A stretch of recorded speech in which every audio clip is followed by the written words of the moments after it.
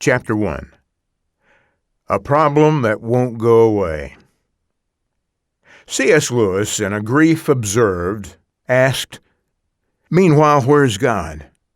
This is one of the most disquieting symptoms.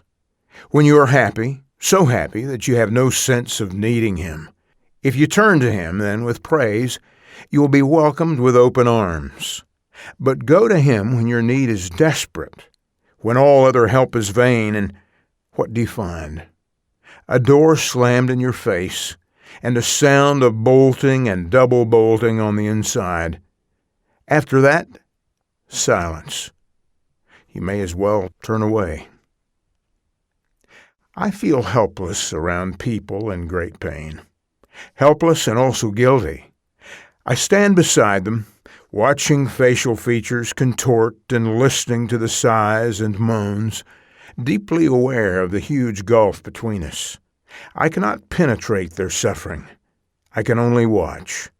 Whatever I attempt to say seems weak and stiff, as if I'd memorized the lines for a school play. One day I received a frantic plea for help from my close friends John and Claudia Claxton. Newlyweds in their early 20s, they were just beginning life together in the Midwest. I had watched in amazement as the experience of romantic love utterly transformed John Claxton. 2 years of engagement to Claudia had melted his cynicism and softened his hard edges. He became an optimist, and now his letters to me were usually bubbly with enthusiasm about his young marriage. But one letter from John alarmed me as soon as I opened it. Errors and scratches marred his usually neat handwriting. He explained, "Excuse my writing, I guess it shows how I'm fumbling for words. I don't know what to say." The Claxtons' young marriage had run into a roadblock, far bigger than both of them.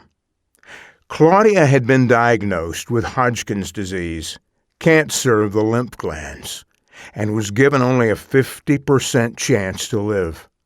Within a week, surgeons had cut her from armpit to belly, removing every visible trace of the disease. She was left stunned and weak, lying in a hospital bed. At the time, ironically, John was working as a chaplain's assistant in a local hospital. His compassion for other patients dipped dangerously. In some ways, he told me, I could understand better what other patients were undergoing, but I didn't care anymore. I only cared about Claudia. I wanted to yell at them, "Stop the sniveling, you idiots. You think you've got problems. My wife may be dying right now." Though both John and Claudia were strong Christians, an unexpected anger against God surged up. Anger against a beloved partner who had betrayed them. "God, why us?" they cried. "Have you teasingly doled out one happy year of marriage to set us up for this?" Cobalt treatments took their toll on Claudia's body. Beauty fled her almost overnight. She felt and looked weary. Her skin darkened and her hair fell out. Her throat was raw, and she regurgitated nearly everything she ate. Doctors had to suspend treatment for a time when her swollen throat could no longer make swallowing motions. When the radiation treatments resumed, she was periodically laid out flat on a table, naked. She could do nothing but lie still and listen to the whir and the click of machinery as it bombarded her with invisible particles, each dose aging her body by months. As she lay in that chill steel room, Claudia would think about God and about her suffering. Claudia's visitors. Claudia had hoped that Christian visitors would comfort her by bringing some perspective on what she was going through, but their voices proved confusing, not consoling. A deacon from her church solemnly advised her to reflect on what God was trying to teach her. "Surely something in your life must displease God," he said. "Somewhere you must have stepped out of His will. These things don't just happen. God uses circumstances to warn us and to punish us. What is He telling you?" A few days later, Claudia was surprised to see a woman from church whom she barely knew. Evidently, this plump, scatterbrained widow had adopted the role of professional cheerleader to the sick. She brought flowers, sang hymns, and stayed long enough to read some happy psalms about brooks running and mountains clapping their hands. Whenever Claudia tried to talk about her illness or prognosis, the woman quickly changed the subject, trying to combat the suffering with her cheer and goodwill. But she only visited once, and after a while the flowers faded. The hymn seemed dissonant, and Claudia was left to face a new day of pain. Another woman dropped by, a faithful follower of television faith healers. Exuding confidence, she assured Claudia that healing was her only escape. When Claudia told her about the deacon's advice, this woman nearly exploded. "Sickness is never God's will," she exclaimed. "Haven't you read the Bible? The devil stalks us like a roaring lion. But God will deliver you if you can muster up enough faith to believe you'll be healed." Remember, Claudia, faith can move mountains, and that includes Hodgkin's disease. Simply name your promise in faith and then claim the victory. The next few mornings, as Claudia lay in the sterile cobalt treatment room, she tried to muster up faith. She wondered if she even understood the procedure. She did not question God's supernatural power, but how to go about convincing God of her sincerity. Faith wasn't like a muscle that could be enlarged through rehabilitation exercises. It was slippery, intangible, impossible to grasp.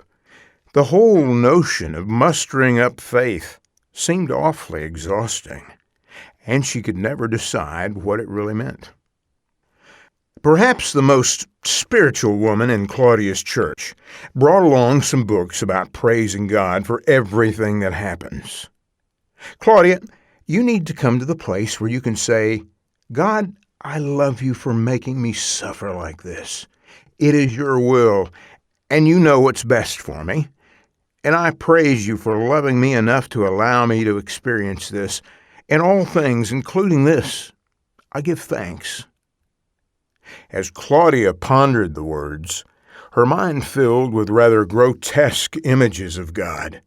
She envisioned a figure in the shape of a troll, big as the universe, who took delight in squeezing helpless human beings between his fingernails, pulverizing them with his fists, dashing them against sharp stones. The figure would torture these human beings until they cried out, "God, I love you for doing this to me." The idea repulsed Claudia, and she decided she could not worship or love such a God.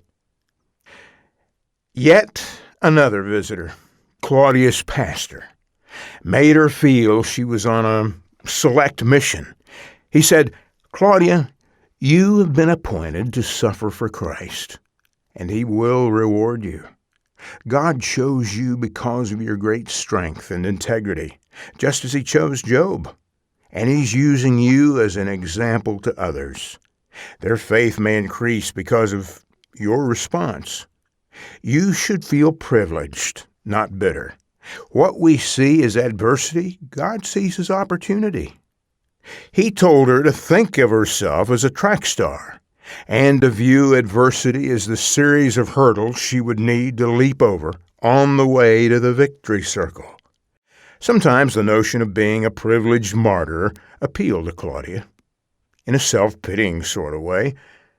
Other times, when the pain crescendoed, when she vomited up food, when her facial features aged, Claudia would call out, "God, why me? There are millions of Christians stronger and more honorable than I. Couldn't you choose one of them instead?" She didn't feel like a track star at all, and she wondered why God would deliberately place hurdles in the path of someone He loved. I, too, visited Claudia and found her desperately confused by all these contradictory words. She repeated for me the advice given her by well-meaning Christians, and I listened to her bewildered response. Which of these lessons was she supposed to be learning? How could she have more faith? Who should she listen to? In the midst of much confusion, Claudia had one certainty. Her happy world with John was disintegrating. Above all, she didn't want that to end. I had little advice for Claudia that day. In fact, I came away with even more questions. Why was she lying in a hospital bed while I stood beside her, healthy?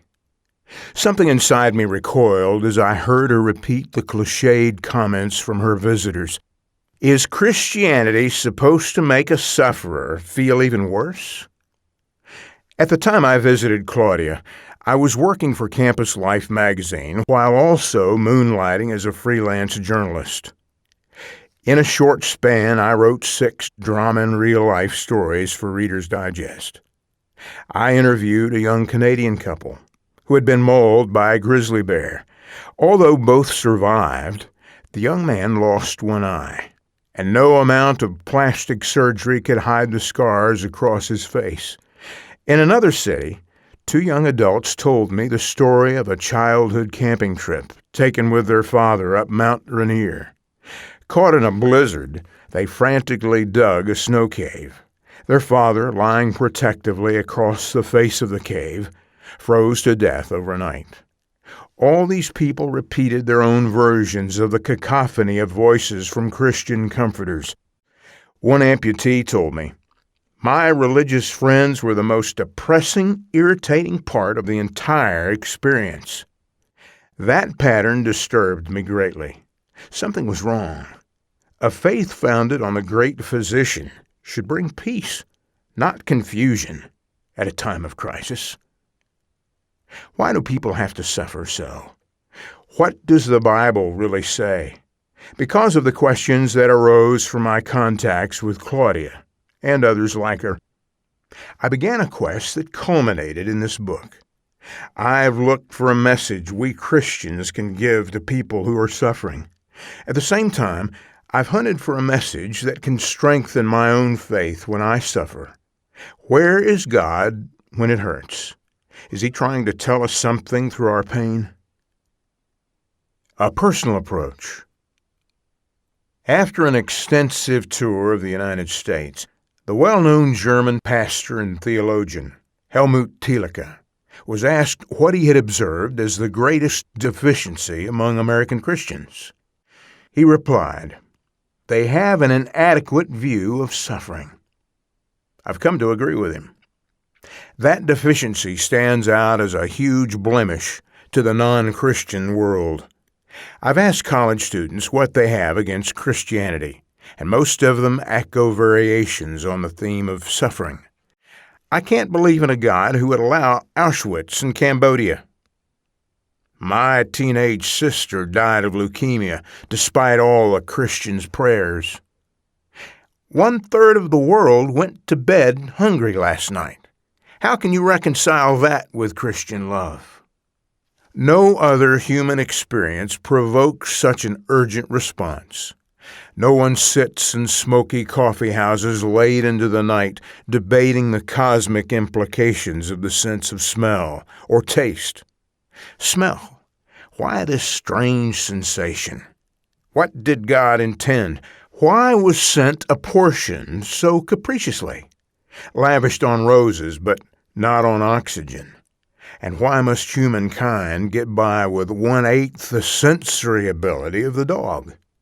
Oddly, I hear no one debating the problem of pleasure. Why do we take for granted sensations of pleasure, but react so violently against pain?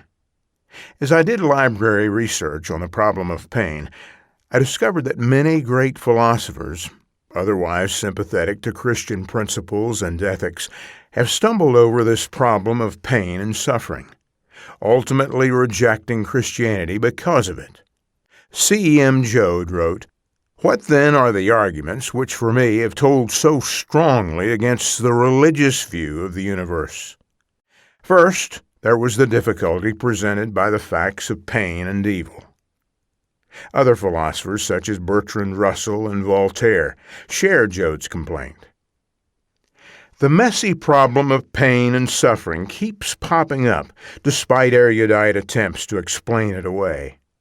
The great British writer C.S. Lewis offered perhaps the most articulate treatment of the subject in this century, with The Problem of Pain, written at the height of his intellectual powers.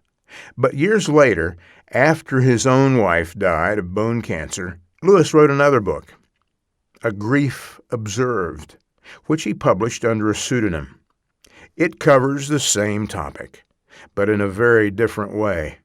As the quote at the beginning of this chapter reveals, Lewis's confidence had been shattered, his emotions stretched to the breaking point, stretched beyond the breaking point. You never know how much you really believe anything until its truth or falsehood becomes a matter of life and death to you, he said. As in Hercules' battle against the Hydra, all our attempts to chop through agnostic arguments are met with writhing new examples of suffering. Novelist Peter de Vries has called the problem of pain the question mark turned like a fishhook in the human heart. And too often the Christian defense sounds like a red-faced, foot-shuffling, lowered-head apology. The problem of pain represents a profound riddle, and the philosopher's approach to the subject sometimes takes the form of abstract reasoning, such as you might find in a textbook on pure mathematics. I will not attempt to address philosophers with this book. Others with far more training have done that. Rather, I have tried to keep before me the scene of my friend Claudia Claxton, lying on a hospital bed. Most of our problems with pain are not exercises in mental gymnastics.